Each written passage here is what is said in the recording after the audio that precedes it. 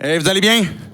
Oui, bienvenue à 180. Bienvenue si vous êtes avec nous. Valérie l'a déjà dit tantôt, elle a déjà souhaité les bienvenus. Je vais quand même le refaire. Je m'appelle David, je suis pasteur de l'Église et puis vous êtes les bienvenus, que vous soyez en ligne ou sur place. On est content de pouvoir passer ce temps-là avec vous. On amorce le dernier droit pour Noël qui s'en vient à chaque année.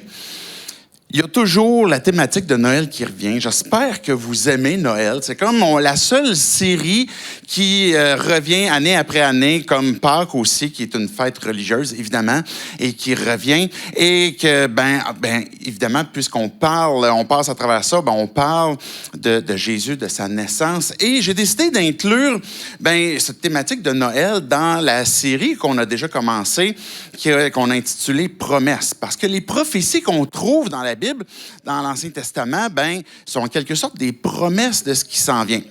Avant que j'aille plus loin pour lire ce texte palpitant d'une généalogie, je vous dis, pour vrai, il y a des choses de fun. Là. En tout cas, ce sera à vous de voir ce que vous voulez faire avec ça.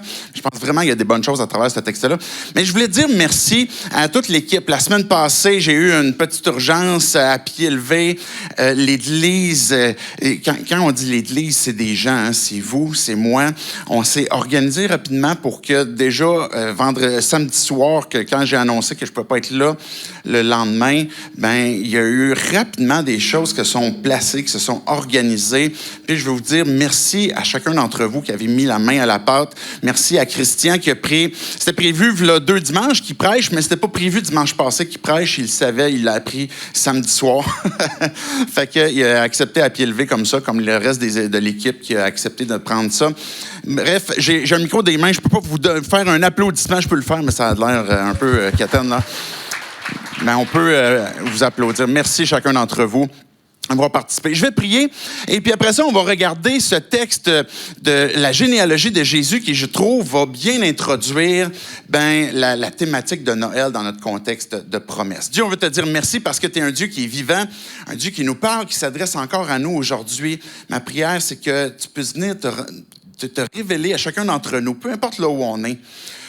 Qu'on soit déjà dans une compréhension, Dieu, de qui tu es, Jésus, que tu sois notre Sauveur, notre Seigneur, qu'on s'identifie comme disciple, ou que Dieu, on soit ici parce qu'on est curieux de savoir qu'est-ce qu'on peut dire de toi, qu'est-ce qu'on peut entendre, qu'est-ce qu'on peut comprendre du christianisme. Mais je te prie que tu puisses te révéler à chacun d'entre nous et puis qu'on puisse comprendre de plus en plus qui tu es, Jésus, puis de quelle façon est-ce que nos vies peuvent être transformées à travers toi. Et c'est en ton nom compris. Amen.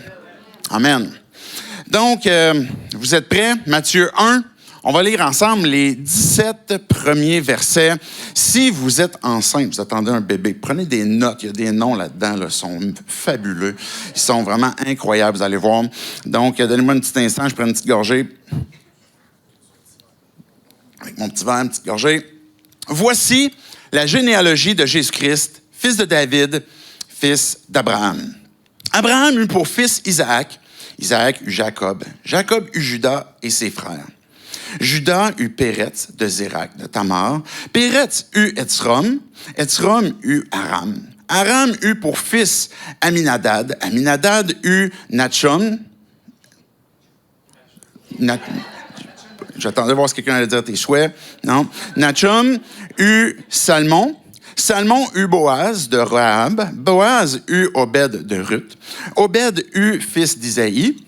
Eut pour fils Isaïe. Isaïe eut David. Le roi David eut Salomon de la femme d'Uri. Salomon eut pour fils Roboam. Roboam eut Abijah. Abijah eut Asa. Asa eut pour fils Josaphat. Josaphat eut Joram. Joram eut Ozias. Ozias eut pour fils Jotam. Jotam eut Akaz. Akaz eut Ézéchias. Vous êtes toujours là? Oui. Ézéchias eut pour fils Manassé. Manassé eut Amon. Amon eut Josias. Josias eut pour descendant Jéconia et ses frères à l'époque de la déportation à Babylone. Après la déportation à Babylone, Jéconia eut pour fils Shealtiel eut Zorobabel. Zorobabel, eut pour fils Abiud, Abiud eut Eliakim, Eliakim eut Azor. Azor eut pour fils Sadoc, Sadoc eut Hachim, Hachim eut Eliud, Eliud eut pour fils Éléazar, Éléazar eut Matan, Matan eut Jacob, Jacob eut pour fils Joseph, l'époux de Marie, de laquelle est né Jésus, qu'on appelle le Christ. Il y a donc en tout 14 générations depuis Abraham jusqu'à David, 14 générations depuis David jusqu'à la déportation à Babylone et 14 générations depuis la déportation à Babylone jusqu'au Christ. Amen? Amen. C'est un beau texte pour mettre dans une carte de Noël, hein? Vous êtes d'accord? Tu sais, comme j'ai un petit mot d'espoir pour toi. Voici comme Matthieu 1 à 17. C'est pas nécessairement un texte de carte de Noël, mais à l'intérieur de ce texte-là, on va voir qu'il y a une promesse. En fait, il y a plus qu'une promesse qui sont exprimées, mais il y en a une en particulier que je vais ressortir et c'est celle de la grâce. Je vais expliquer dans un instant c'est quoi cette grâce, c'est de quelle façon est-ce qu'on peut comprendre que la grâce se manifeste à travers cette généalogie-là. Mais juste avant, je veux faire des observations, OK? Parce que quand on parle de généalogie, souvent c'est quelque chose qu'on se dit comme ça va être plate à matin. On parle d'une généalogie, de noms. Si vous lisez la Bible plus régulièrement, peut-être que vous allez recommencer un plan de lecture, par exemple, si vous en avez un pour la Bible, mais à partir de janvier, des fois on se donne un plan où on veut lire le Nouveau Testament ou l'Ancien Testament ou la Bible, peu importe. Et puis là, on fait un petit plan. Puis là, vous arrivez à travers, mettons, les chroniques dans l'Ancien Testament. Et là, il y a plein de noms qui sont là. Ben, on a souvent un rapport plus ou moins froid avec les généalogies parce que c'est plein de noms et puis on comprend pas nécessairement c'est où ça va.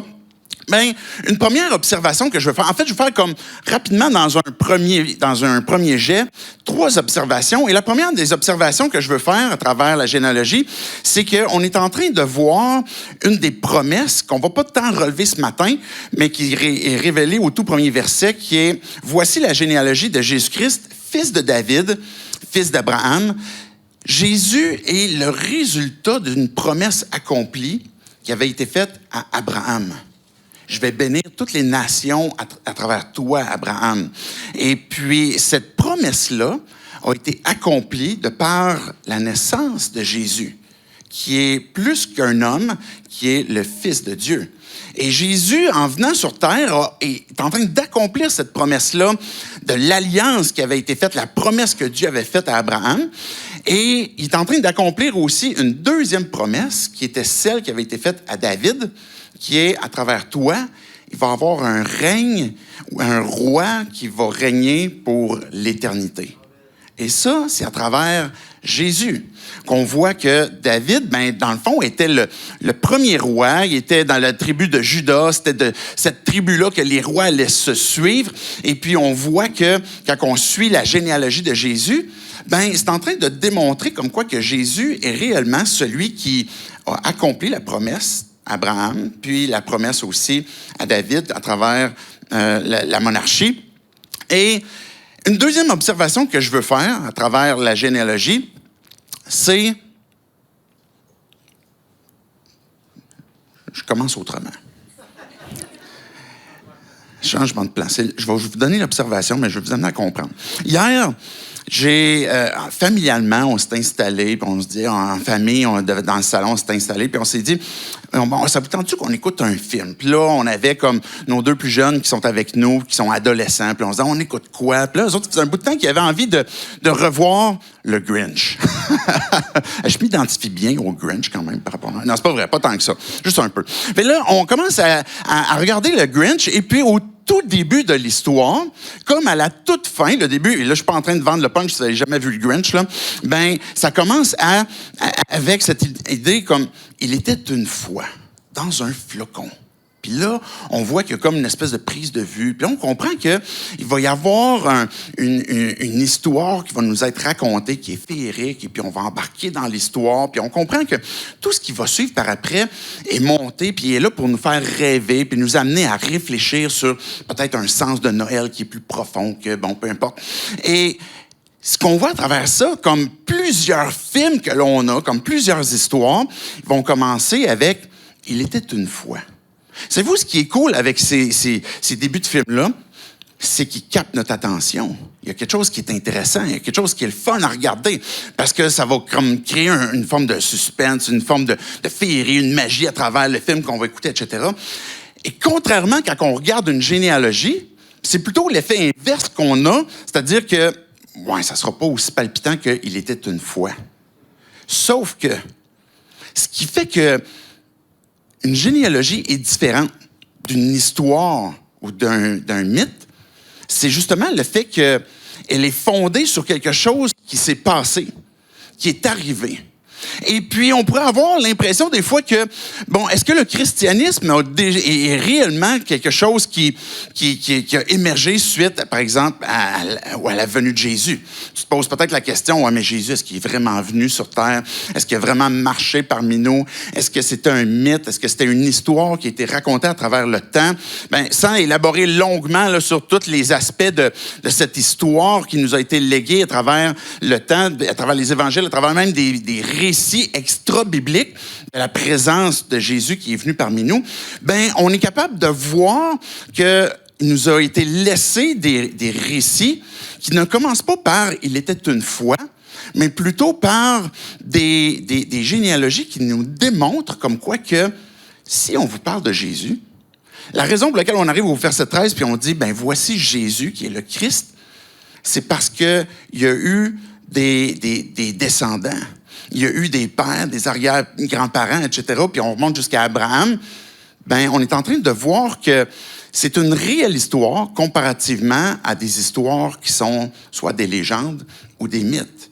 Et quand on veut découvrir la foi chrétienne, on peut regarder justement les récits à travers les évangiles ou à travers ce qui nous est dit de Jésus comme étant des récits qui nous ont été réellement laissés pour qu'on puisse découvrir qui est Jésus, qui il est. Une troisième observation qu'on peut faire aussi, la première qu'on a vue, c'était le fait que, il y a des promesses qui ont été accomplies pour Abraham, David. Une deuxième observation c'est une histoire qui est réelle puisqu'elle commence avec une généalogie et non, il était une fois. Mais une troisième observation qu'on peut faire aussi, c'est que l'Évangile, le début de l'Évangile de Matthieu commence avec une annonce. La généalogie d'une personne est en train de démontrer, voici, on veut vous parler de quelqu'un et on est en train de vous annoncer que cette personne-là, c'est Jésus. Puis Matthieu, quand il est en train d'écrire principalement à son peuple, aux Juifs, l'évangile de Matthieu est principalement orienté vers ça. C'est pour ça que vous allez voir au travers de l'évangile de Matthieu beaucoup de textes qui vont dire, Jésus a accompli cette prophétie-là à travers ce qu'il vient de faire. Alors, c'est pour ça qu'il va dire aux Juifs, Jésus est en train d'accomplir quelque chose. On est en train d'annoncer qu'il s'est produit quelque chose à travers Jésus. Et la bonne nouvelle, c'est une annonce de quelque chose qui transforme nos vies. La bonne nouvelle n'est pas un conseil pour qu'on puisse mieux vivre. Est-ce que vous comprenez la distinction que je veux faire? Et c'est ça que je trouve intéressant à travers une généalogie. Je donne un exemple. Vous avez peut-être, imaginons que j'ai le cancer depuis un certain temps, puis je suis suivi par un oncologue, et puis il m'a donné les traitements nécessaires. Puis là, j'ai un rendez-vous de suivi où est-ce que je dois retourner le voir. Et puis là, j'attends dans son bureau. Finalement, mon médecin, il rentre. Et puis, il commence sa première phrase en disant, « Monsieur Chouinard, j'aurais des conseils à vous donner pour votre situation que vous vivez actuellement. » Comment est-ce qu'on vivrait si le médecin entre et nous dit « J'aurais des conseils pour vous pour votre vie actuellement. » J'aurais certainement peut-être l'impression comme quoi que je pense pas que j'en ai terminé finalement.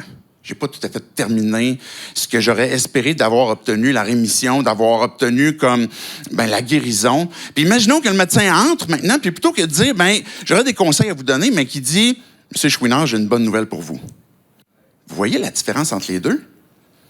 Ça ne veut pas dire qu'il n'y aura pas des conseils pour moi par après, là.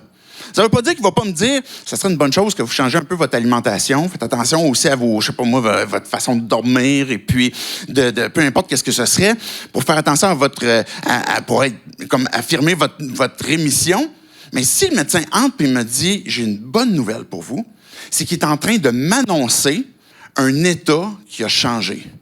Et quand on regarde les récits, par exemple, de la nativité, Dieu a envoyé, pas des gens qui sont venus nous apporter des conseils, mais ont envoyé des anges, des messagers.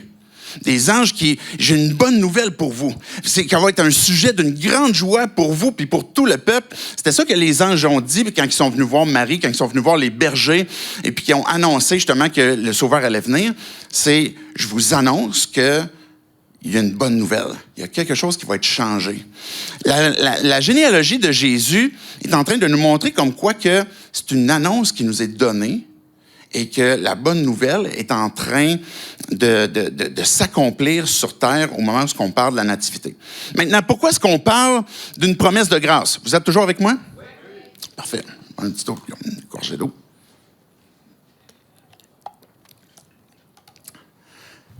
La grâce, c'est quoi? C'est un terme qui est très... qui fait partie du jargon chrétien, c'est très commun, mais ça veut dire quoi? Ça implique quoi? Que la grâce de Dieu, sa fidélité, ça va se renouveler, que sa grâce va nous accompagner, qu'elle nous permet d'être sauvés, etc.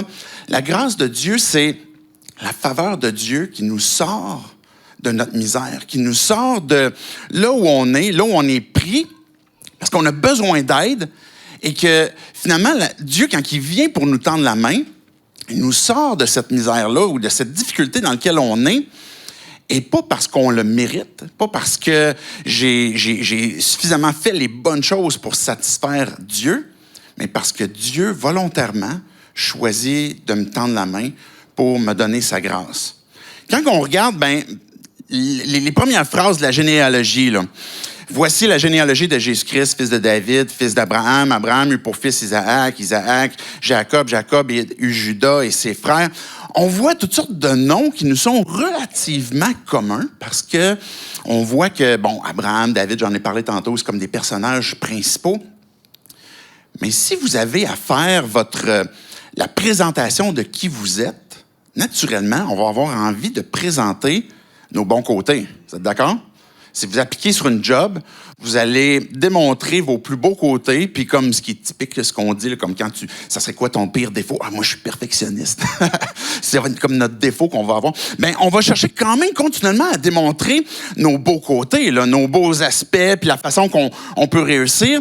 La généalogie, c'est un peu la même chose. Pour la raison que Paul il va dire dans le Nouveau Testament, perdez pas votre temps avec des discussions de généalogie sans fin qui mènent à rien.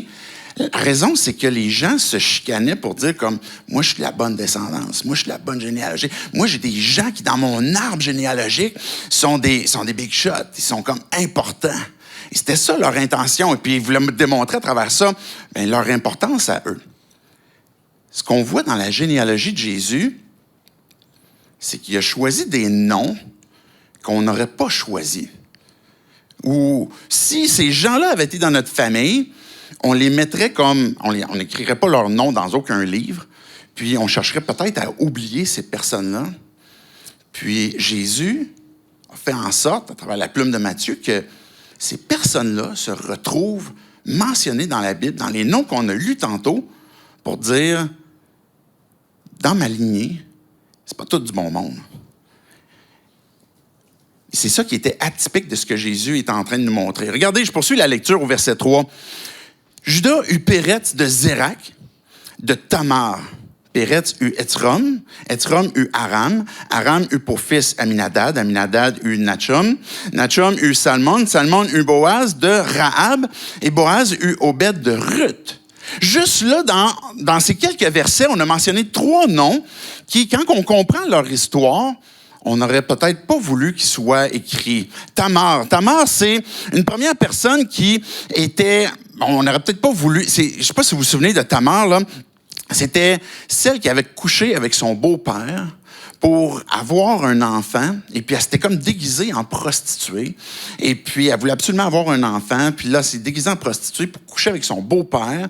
Son beau-père, comme, d'aller coucher avec elle sans savoir que c'était elle, pensait que c'était une prostituée. C'est pas toutes des belles histoires qu'on a dans la Bible, hein? Savez-vous pourquoi? Parce que ça montre la réalité de nos cœurs. Ça montre la réalité de nos vies. Et les histoires qu'on trouve dans la Bible, c'est pas parce qu'ils sont là que Dieu est en train de nous dire « c'est comme ça que je veux que vous viviez ». C'est pas ça. Il est en train de nous dire « voici la réalité de votre cœur. Voici votre besoin que j'intervienne dans vos vies. » Et Tamar était une femme qui a manipulé son beau-père, qui s'est déguisée en prostituée, couché avec, etc., pour avoir un fils. Et pourtant, Tamar est dans la lignée de Jésus. Quand on parle de Rahab, par exemple, Rahab était une femme étrangère qui n'était pas hébreu ou juive, n'était pas du peuple de Dieu. Elle était une femme qui faisait le plus vieux métier du monde, elle était prostituée. Si vous vous souvenez, c'était dans l'histoire de Jéricho, quand le peuple a voulu rentrer. Rahab était cette femme qui a fait entrer le peuple, et puis que la Bible nous dit que c'était une héroïne, par la foi. Elle a accepté d'accueillir, puis les espions, d'en prendre soin, etc. On a une femme étrangère, prostituée, qui est dans la lignée de Jésus, qui avait accueilli le peuple de Dieu à ce moment-là. On a Ruth. On a Ruth, Naomi qui sont mentionnés. Ruth était une femme qui était moabite, qui était une femme, elle aussi, étrangère, ne faisait pas partie du peuple de Dieu.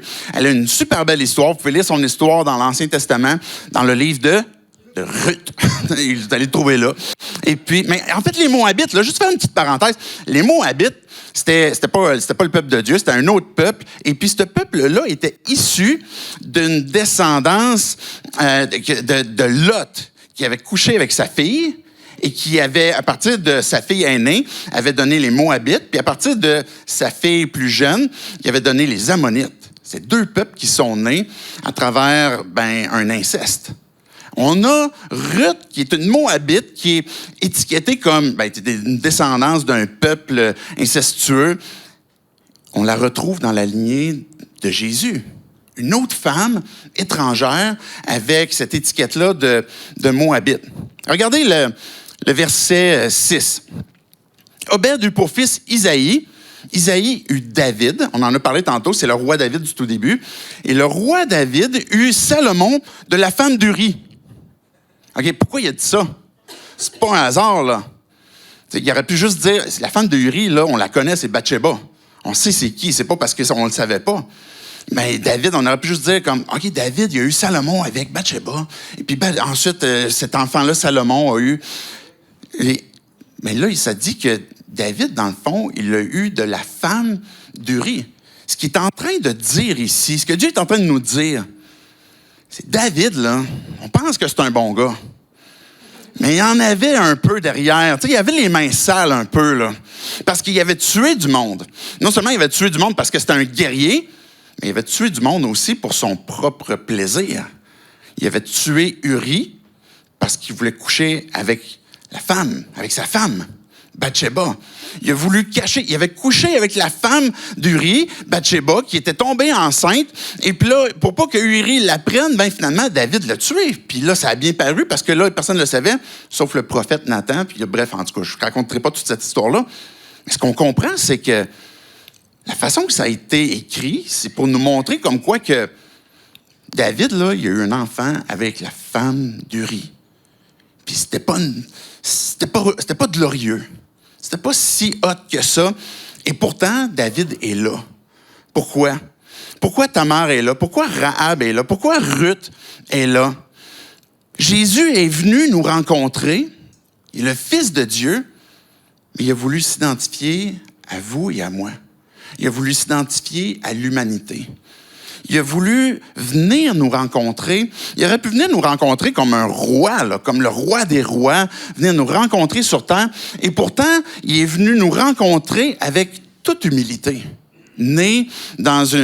Placé dans une mangeoire, il est né nu, évidemment, c'est ce que j'allais dire. Il est né avec rien. Il est né dans une famille qui était pauvre à ce moment-là. Et puis, Jésus est venu, puis s'est identifié à des gens qui avaient un arrière-plan qui n'était pas toujours parfait, qui pouvaient être tout croche.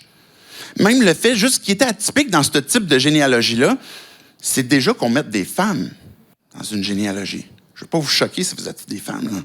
Mais à l'époque, ce n'était pas commun. Mais Jésus a voulu renverser de quoi? Il y a des femmes dans ma généalogie. Ça a l'air qu'ils ont participé, eux autres aussi, à nos descendants. Fait que des femmes, non seulement, oui, des femmes, c'était atypique, mais en plus des femmes étrangères qui venaient de d'autres peuples. Ça aussi, c'était pire.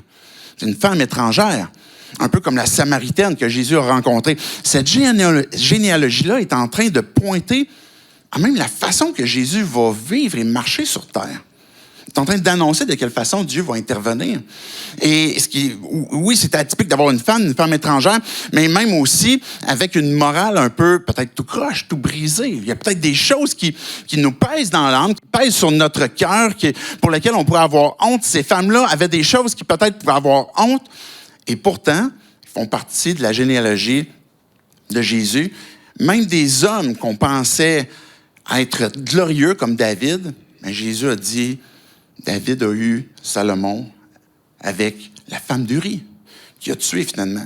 Jésus est en train de montrer qu'il s'est identifié au peuple et puis qu'il a brisé les barrières pour venir nous rencontrer. C'est ça qu'on est en train de définir comme étant la grâce de Dieu. Que Dieu est venu pour nous rencontrer et pour accomplir sa promesse de grâce, il a fallu qu'il renverse ces barrières-là. Il a fallu qu'il renverse ces barrières, que ce soit de sexe, que ce soit d'ethnicité, que ce soit des barrières de riches ou de pauvres, ou peu importe. Il est venu nous rencontrer pour que chacun d'entre nous, peu importe notre arrière-plan, on puisse comprendre que j'ai besoin de cette grâce, que Dieu puisse, ce qu'il a accompli, ce qu'il a promis, puisse s'accomplir aussi dans ma vie. Ce qu'on faisait, je disais tantôt, on utilisait des noms, on aimait pouvoir relever des grands noms pour notre propre généalogie, pour finalement booster un peu notre identité. Mais ce que Jésus fait, c'est tout à fait le contraire. Parce qu'en incluant tous ceux qui sont peut-être disqualifiés, qui ne se seraient pas identifiés à Jésus, en les incluant, Jésus est en train de faire porter son nom à tous ceux qui veulent, par la foi, devenir son descendant, devenir son enfant. Fait que Jésus, plutôt que...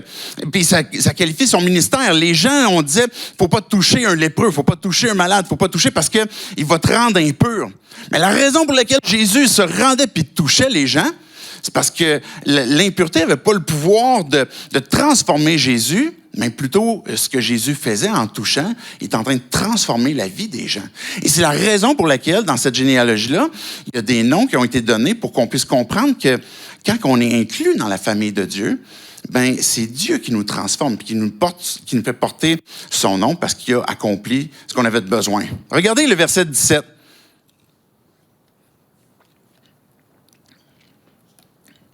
Une dernière observation que je veux faire, qui va aller dans la même lignée que cette grâce qui nous a été donnée, qui a été accomplie. Il y a donc en tout 14 générations depuis Abraham jusqu'à David, 14 générations depuis David jusqu'à la déportation à Babylone, 14 générations depuis la déportation à Babylone jusqu'au retour, jusqu'au Christ. Pourquoi est-ce que Matthieu s'amuse avec les chiffres? Pourquoi est-ce qu'il nous présente des chiffres? Nous autres, des fois, les chrétiens, on aime ça, tirer des chiffres qui nous sont donnés à travers les Écritures. Puis des fois, c'est mon avis personnel, des fois, je trouve qu'on tire les chiffres un peu par les cheveux. De comme, ça pourrait vouloir dire ça, puis ça voulait peut-être dire ça, etc. Pour comprendre les chiffres qui sont dans la Bible, il faut les interpréter avec la Bible. Pour le peuple de Dieu, les Juifs, cette idée de 14 ou de 7 est profondément ancrée dans leur culture. Pour eux, ça fait du sens spontanément, ou si on parle de 3 générations de 14, ou on parle de 6 générations de 7, 6 vagues de générations de 7.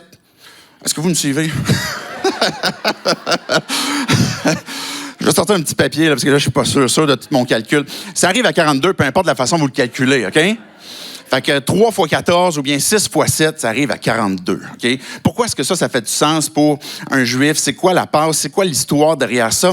Pour eux, là, dans l'histoire, là, même on commence au tout début, dans le récit de la création, même le récit de la création nous a été écrit sur 7 jours. Le 7e jour, qu'est-ce que Dieu a fait? Il y a le repos, il a créé le repos. Je ne vais pas partir là-dessus, mais c'est cool le repos, hein? C'est une bonne chose. C'est une chose que Dieu a créée, c'est pas Satan qui a créé le repos. Reposez-vous, c'est bon. OK, c'est bon, je ferme la parenthèse là-dessus. La création, Dieu a fait ça en 7 jours. Ça faisait partie de la compréhension du peuple de Dieu. Puis après ça, dans la loi, on disait, par exemple, OK, la semaine, c'est 7 jours. Et puis de la même façon, comme au moment de la création, dans le récit, etc., le 7e jour, vous allez vous reposer. On va appeler ça le sabbat. Donc, déjà, pour eux, dans leur façon de vivre, à chaque 7 jours, il y avait un sabbat qui se faisait. Et puis, quand il y avait, par exemple, 7 années qui se faisaient, c'est la même chose encore. La 7e année était une année sabbatique. C'est de là qu'on tire l'expression une année sabbatique. Mais pour eux, c'était littéralement. Ils faisaient 6 années de travail. Puis après ça, la 7e année, c'était une année sabbatique. Ça impliquait, les gens qui vivaient, mais ça impliquait même la terre, même ce qui était autour d'eux, dans leur récolte, etc., ils laissaient des terres en jachère. Ils les laissaient aller, ils leur donnaient du repos. Et puis, donc, ça faisait partie de la culture, à travers la création, à travers le sabbat, le 7e jour, à travers l'année sabbatique. Ça faisait partie, ça faisait du sens aussi. Et quand on faisait 7 années, 7 fois, là, pendant 7 années, là, il y avait un sabbatique, un autre 7 ans, un autre sabbatique, un autre 7 ans, un autre sabbatique. Puis quand on arrivait à 49, devinez qu'est-ce qui arrivait la 50e année? Le jubilé. Ça, c'est cool, le jubilé aussi. Parce que là, imaginez, on est à la 49e année, on vient de faire une année sabbatique de repos, puis là, on arrive à la 50e année, c'est comme repos intense. Le jubilé, où là, il y avait une libération. Je vais vous donner quelques exemples qui nous est donné. Le jubilé est décrit particulièrement dans Lévitique 25. Il s'agit d'une année de repos, de restauration pour la terre, pour le peuple d'Israël, qui était célébrée à tous les 50 ans. Fait que pendant le jubilé, il y avait des esclaves qui étaient libérés, des dettes qui étaient annulées, les terres retournaient aux propriétaires d'origine. Le jubilé symbolisait la restauration, la liberté, la réconciliation, rappelant aux Israélites que la terre et le peuple appartenaient à Dieu. Le jubilé, là, tout était libéré. Tu n'avais plus de dettes. Tu étais complètement libéré. Si tu étais esclave parce que tu ne pouvais plus payer ce que tu avais, au jubilé, tu étais libéré. Et donc, imaginez tous ces aspects-là. Il y avait des dettes libérées, des terres qui retournaient aux ancêtres. Mais si tu avais perdu ta terre pour une raison X, la 50e année, tu la retrouvais. Mais ça faisait partie de la culture à l'époque. Et quand que Matthieu il va parler de 3 périodes de 14 générations, on comprend clairement, quand si on est dans la peau d'un Juif à ce moment-là, qu'on vient d'arriver à 42 ans. Et là, il est en train d'arriver la dernière période qui annonce le jubilé. Fait que quand tu arrivais à la 42e année, tu savais qu'il y avait une période de 7 ans qui s'en venait, qui allait être une période où on est en train d'annoncer. On est en train de dire, le jubilé s'en vient bientôt. Il va y avoir un retour bientôt des esclaves qui vont être libérés. Il va y avoir un retour des dettes qui vont être libérées, etc. On est en train d'annoncer tout ce qui s'en vient à partir de la dernière période de 7 ans. Et là, Matthieu, il termine en disant, dans le verset 17, il y a 14 générations jusqu'à Abraham, à David, 14 générations jusqu'à la déportation, 14 générations de la déportation jusqu'au Christ. Je veux juste vous faire une citation de ce que Jésus va dire quand il arrive dans Luc, au chapitre 4, verset 18. Jésus va dire, « L'Esprit du Seigneur est sur moi, parce qu'il m'a consacré par onction pour annoncer la bonne nouvelle aux pauvres. » Je ne sais pas si ça prend une saveur différente quand Jésus est en train d'annoncer ce qu'il va faire. Il m'a envoyé pour guérir ceux qui ont le cœur brisé, pour proclamer aux prisonniers la délivrance et aux aveugles le recouvrement de la vue, pour renvoyer libres les opprimés, pour proclamer une année de grâce du Seigneur. Jésus, quand il a commencé son ministère, il est en train d'annoncer un jubilé. Ce qu'on voit à travers la généalogie de Jésus, c'est que, oui, on est en train d'annoncer, on est en train de montrer de quelle façon c'était qui les descendants, etc., puis qu'il y avait peut-être un moyen mnémotechnique en regroupant ça de 14, 14, 14, peu importe, mais on comprend qu'avec l'arrivée de Jésus, on est en train d'annoncer quelque chose qui, oui, est littéral, mais qui a aussi une signification spirituelle pour nos vies. Et quand on parle de jubilé, on est en train de parler que non seulement la grâce de Dieu est en train de nous sortir de misère, de difficultés, que Dieu répare les cœurs brisés, qu'il va rendre la vue, qu'il va rendre libres les esclaves, etc., mais qu'on parle aussi de célébration, qu'on parle aussi de grande joie, et puis que la grâce de Dieu nous permet de pouvoir avoir ce plaisir ensemble que d'être le peuple de Dieu, puis de célébrer pendant toute cette année-là. Et puis, cette symbolique que l'on a dans le jubilé, bien, est une symbolique où ce que l'Église, qui est le peuple de Dieu, est en constante célébration de qui est son Sauveur. Pourquoi? Parce que Jésus est venu pour nous sauver. Il nous a rendus libres. Il nous a affranchis. Il a réparé les cœurs brisés. Ma femme, là, a fait des biscuits là, qui ont un pouvoir divin. OK? Et puis, j'étais allé voir ma fille hier avec un de ces biscuits-là.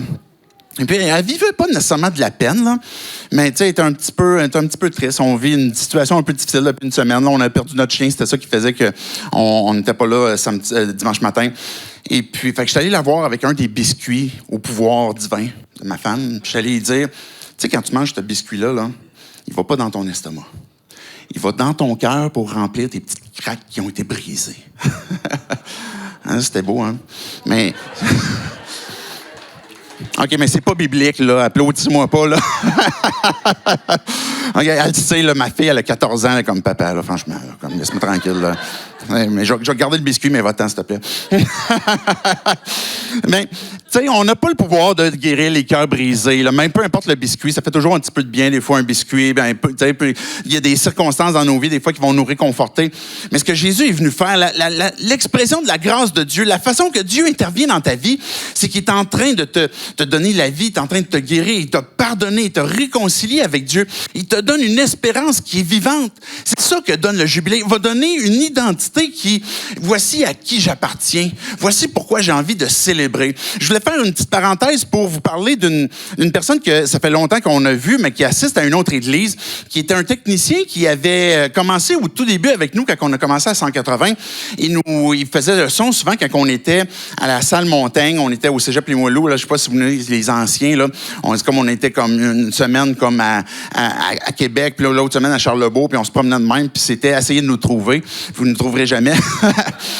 Et puis, là, on était finalement à la salle Montagne. Il y avait un technicien qui était là. Plusieurs d'entre vous, vous savez de qui je parle. Et puis, qui n'était pas croyant, qui était issu d'une famille athée, était lui-même athée, etc. Et puis, à un moment donné, ben lui, ce qu'il a vu, c'est... On faisait plein d'efforts, on faisait beaucoup d'efforts pour bien faire les choses, pour bien faire l'Église, que la musique soit bonne. Nos musiciens sont excellents. Hein? Et puis, l'accueil, etc. On faisait toutes les bonnes choses. Mais lui, à un moment donné, il est venu nous voir, puis il a dit... À cause de vous, il y a quelque chose qui a changé dans mon cœur, dans mes pensées. Il avait vécu à travers une certaine difficulté, certaines choses, qui, à un moment donné, Dieu lui a rappelé l'impact qu'on avait eu dans sa vie à ce moment-là. Puis quand il nous a raconté son témoignage, parce qu'on a eu l'occasion de le baptiser après, il va donner sa vie au Seigneur, il nous disait, vous savez ce qui a changé ma façon de voir Dieu? Ça a été votre façon de vivre entre vous, la façon que vous étiez des familles, puis que la vie que vous aviez, je vous regardais aller. Et puis, dans son témoignage, c'était pas tant comme comment est-ce que la musique est haute, comment est-ce que l'accueil, puis on faisait des bonnes choses, puis on en fait encore.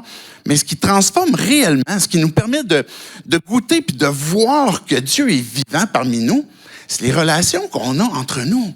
C'est quelque chose qui est authentique, où ce qu'on prend soin les uns des autres, où ce qu'on va s'épauler, où ce qu'on va se rappeler qui est Jésus, puis qu'on va vivre ce jubilé, que dimanche après dimanche après dimanche, parce que on a cette joie et ce plaisir que de dire, mais je saisis la grâce de Dieu. Là. C'est la raison pour laquelle je célèbre. C'est la raison pour laquelle je peux appeler l'autre personne qui est avec moi ici, que je ne me serais jamais identifié. Je peux l'appeler mon frère ou ma sœur.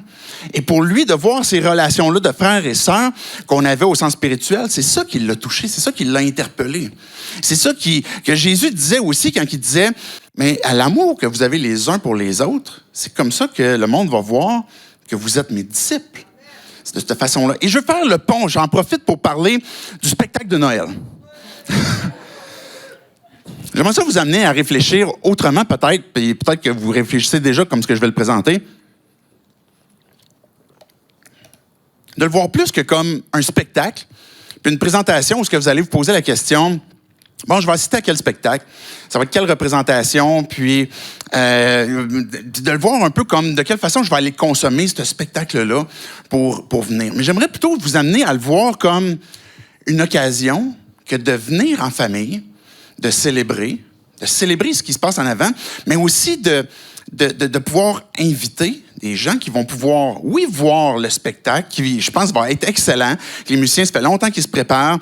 On va avoir un artiste invité qui va venir, qui va s'intégrer à tout ça. Ça va être excellent. Mais je veux vous inviter plus qu'à venir assister à une prestation, mais plutôt à venir participer à quelque chose qui se vit dans le banc aussi, qui se vit aussi dans l'accueil. Qui peut-être même que vous pourriez prendre plus qu'une soirée, de dire je vais venir à 3 représentations, puis je vais m'assurer d'inviter peut-être des gens différents à chaque fois pour qu'ils puissent voir c'est quoi l'Église. Pour qu'ils puissent voir qui est Jésus, etc. Mais que ce contact que l'on peut avoir avec Dieu, est premièrement à travers les relations que je vais pouvoir constater qui se passent dans l'Église, au-delà de la performance. Et quand on parle de la grâce de Dieu, que c'est manifesté pour nous, que la promesse s'est accomplie et qu'on vit ce jubilé, quand bien même, et puis là, je ne veux rien enlever à toute la préparation des musiciens, là, mais quand bien même qu'on n'aurait pas tout ce qu'on peut faire maintenant, puis qu'on se retrouverait dans une situation où on était très limité, la gloire de Dieu se révélerait quand même. Et puis ça serait encore l'occasion de quand même pouvoir inviter des gens sans avoir honte pour dire viens voir de quelle façon Dieu transforme nos vies. Viens voir de quelle façon est-ce qu'on peut s'aimer les uns les autres, puis comment est-ce qu'on va aimer lui là-bas, qui n'est pas aimable du tout, mais qu'on va s'aimer, puis que... Est-ce que vous comprenez ce que je veux dire? OK, c'est bon, je ne suis pas obligé d'aller plus loin là-bas. C'est ça le jubilé, c'est cette idée de célébration que le peuple de Dieu, quand on a notre foi en Dieu, est en train de nous transformer. Le jubilé et cette libération des pressions où on se dit, moi je ne suis pas esclave de personne, mais il y a des choses qui dans nos vies, où ce qu'on veut tellement bien performer, on veut tellement être bien vu, qui nous rendent esclaves. Il y a des choses, des pratiques dans nos vies qu'on aimerait arrêter. Il y a des choses qu'on voudrait arrêter de dire. On voudrait arrêter de tromper. On voudrait arrêter de mentir. On voudrait arrêter d'être quelqu'un d'autre puis être vraiment authentique. On a besoin d'être libéré. Et quand Dieu nous libère, c'est parce qu'il nous permet de dire « Je suis ton sauveur. Je suis ton Seigneur. » Tu n'as pas à plaire et à performer pour personne d'autre que parce que je t'ai aimé, mais tu es déjà accepté. C'est ça le jubilé. Cette idée de restauration, de relation. Le jubilé, c'est une restauration. Mais quand on vient à Dieu et que la grâce de Dieu se manifeste, c'est parce que ma relation avec Dieu, elle est restaurée. C'est parce qu'à quelque part, je reconnais que j'ai besoin de la grâce de Dieu. J'ai besoin que d'être aidé. J'ai besoin que Dieu me tende la main. Mais si je ne reconnais pas ce besoin-là, je suis en train de me priver que d'être sauvé. Mais pour le reconnaître, c'est de dire, OK, Dieu, je suis comme un David. Je suis comme un David qu'on a lu dans la généalogie. Je suis comme une Tamar. Je suis comme une Ruth. Je suis comme ces gens-là. Et quand que je reconnais que Dieu, je ne suis pas digne. Je ne suis pas digne que d'être dans ta généalogie. Savez-vous ce que Jésus va vous dire? C'est vrai. C'est vrai. C'est pour ça que tu as besoin d'un sauveur. C'est pour ça que je te tends la main. C'est pour ça que moi, je veux te placer dans ma généalogie. Parce que si tu acceptes par la foi que tu deviens mon enfant, c'est que tu vas porter mon nom. Et là, il y a une restauration de la relation qui se fait où je suis rétabli dans ma relation avec Dieu, dans laquelle je voulais rien savoir de Dieu, parce qu'on est rebelle, on va redécouvrir notre identité que l'on a en Jésus-Christ. Cette idée du jubilé qu'on disait, il y a un retour aux terres, il y a un retour où ce qui appartenait anciennement avant, puis il va revenir. Il y a un retour à une identité où je suis qui réellement en Jésus-Christ? Et c'est à qui maintenant je veux plaire? Qu'est-ce que Dieu change dans mon identité maintenant qui fait que il est en train d'annoncer une bonne nouvelle et puis que ça va être plus que des bons conseils. Qu'il faudrait que j'arrête de faire ci ou ça, mais plutôt que maintenant, la grâce de Dieu est en train de me transformer. J'ai invité les musiciens à s'avancer. Le jubilé, c'est la pause, c'est le repos. Et tout ça, c'est une c'est un synonyme de foi, de confiance. De dire, Dieu, j'ai besoin de ton aide. Puis que si tu es croyant, si tu es un disciple de Jésus-Christ, tu as besoin aussi de renouveler cette foi, de dire, mais Dieu, c'est toi que je veux suivre. Puis à chaque jour, Dieu te renouvelle sa grâce. Ce qu'il a accompli dans cette promesse est encore efficace, jour après jour. Il y a des situations où tu ne comprendras pas, des situations où peut-être tu vas être dans l'épreuve. Il y a des choses que tu vas vivre qui vont être pénibles ou des grandes joies. Mais ça va être des occasions de lever les yeux encore vers Dieu et de dire, Dieu, c'est ta grâce qui, à chaque jour, me permet de continuer d'avancer. Mais ça, c'est parce que je fais confiance à Dieu. C'est la foi. Et que si tu n'as jamais placé ta foi en Christ, tu n'as jamais placé ta foi en Dieu parce que tu n'étais pas sûr c'est quoi le christianisme, etc. Jésus, est-ce que je peux vraiment dire qu'il est mon sauveur? Est-ce que je suis prêt maintenant ou apte à faire un pas pour le suivre? Il y a une décision qui doit être prise aussi. Et cette décision-là, c'est de reconnaître ton état, de reconnaître que je suis une Tamar, je suis une Ruth, je suis un David qui a pris la femme de Uri, puis j'ai moi aussi besoin d'aide. Et cette décision que je veux faire maintenant, c'est de faire confiance à Dieu. Puis de saisir sa grâce, ce qu'il me donne gratuitement, par la foi. Pour dire, je fais ce 180. Je fais ce demi-tour dans ma vie, plutôt que de poursuivre seul. Je veux prendre la main de Dieu, je veux saisir sa main, et puis je demande à Dieu de me sauver, de me pardonner, de me réconcilier avec lui. Que je puisse devenir son enfant et que je puisse vivre ce jubilé qu'on parlait tantôt, qui nous permet de célébrer Dieu. J'aimerais vous inviter à vous lever avec moi. Je vais conclure par la prière. On va enchaîner ensuite avec des chants. Si vous êtes à l'aise, si vous voulez rester assis, vous êtes correct aussi, vous pouvez rester assis. On ne va pas noter vos noms à la sortie. Mais si vous voulez vous lever, j'aimerais ça prier en concluant, puis après ça, vous donner l'occasion, avec les chants qui vont suivre, de dire, Dieu, je t'adore. Puis avec les paroles qui vont être là, de prendre ces paroles-là, les placer dans votre cœur, puis de dire, Dieu, je suis entré dans ce jubilé-là, puis je veux saisir ta grâce, jour après jour. Dieu, on te loue parce que tu es ce Dieu parfait, ce Dieu qui est venu nous rencontrer, puis qui nous a invités à entrer dans ta généalogie. Seigneur Jésus, tu nous as montré à travers cette liste de noms que on a juste parlé de quelques noms qui, on sait, qui ne méritaient pas d'être dans ta lignée. Et pourtant, tu les as mentionnés, tu les as écrits là. Tu nous montres qu'en venant Jésus, tu as accompli cette promesse comme quoi que tu ne nous as pas laissés à nous-mêmes, mais que tu nous as tendu la main. Et que puisque Jésus t'est venu sur terre, que tu as marché sur terre, que tu as donné ta vie pour qu'on puisse être pardonné, ressuscité Jésus pour nous montrer la puissance, nous montrer la vérité que l'on pouvait avoir en te confiant nos vies, en devenant tes enfants. Mais tu transformes nos vies par ta grâce. Dieu, je te prie pour chacun d'entre nous, on a des luttes peut-être présentement avec le doute, qu'on soit tes enfants, tes disciples, qu'on soit peut-être à la recherche de savoir qui tu es. Dieu, il y a des circonstances des fois dans nos vies où on doute de nous-mêmes, on va douter de toi. Les circonstances qu'on vit peut-être sont difficiles puis nous emmènent à baisser les yeux. Puis Dieu, tu nous tends la main. Dieu, tu nous interpelles pour nous dire de venir à toi, de lever les yeux vers toi. Je te prie que tu puisses toucher nos cœurs à chacun d'entre nous pour qu'on puisse t'abandonner, qu'on puisse te laisser, Dieu, ce qu'on a besoin de laisser comme contrôle, puis de dire, mais Dieu, viens à notre secours. Transforme nos vies. Et puis, fais de nous tes enfants, aussi on est tes enfants, mais Dieu, fais de nous des disciples qui continuons de vivre par la foi. Continuons de vivre ce jubilé, de célébrer ce Dieu que tu es, cette vie que tu nous as donnée. Dieu, je te prie pour notre Église, que tu puisses nous utiliser puissamment aussi. Que Jésus, tu puisses te révéler à travers la vie que l'on a ensemble, que le fait qu'on soit des frères et des sœurs, Seigneur Jésus, c'est à cause de toi. C'est toi notre grand frère, c'est toi notre sauveur. C'est ce lien de sang qui nous unit, c'est à cause de ton sang que tu as versé.